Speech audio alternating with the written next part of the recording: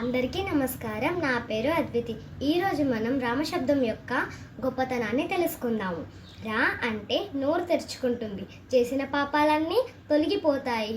చేసిన పాపాలు మళ్ళీ ప్రవేశించకుండా మా అనాలి, అంటే నోరు తలుపులా మూసుకుంటుంది.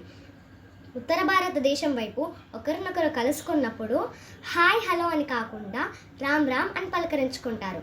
ఇప్పుడు మనం రామ్ రామ్ అని ఎందుకు పలకరించుకుంటారో తెలుసుకుందాం. రామ్ అంటే రా ప్లస్ ఆ ప్లస్ మా.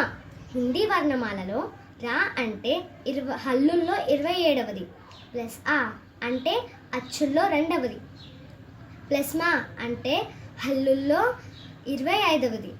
అంటే 27 + 2 + 25 = 54. ఒక్కసారి రామ్ అంటే 54 సార్లు అన్నట్టు. మరోసారి రామ్ అంటే 54. అంటే 54 = 108. మనం చేసే జప సంఖ్య కూడా 108 సార్లు. కాబట్టి మనం ఈ రోజు నుంచి ఒకరినొకరు కలుసుకున్నప్పుడు హాయ్ హలో అని కాకుండా రామ్ రామ్ అని పలకరించుకుంటాము. ఇక సెలవు. నమస్కారం. రామ్ రామ్.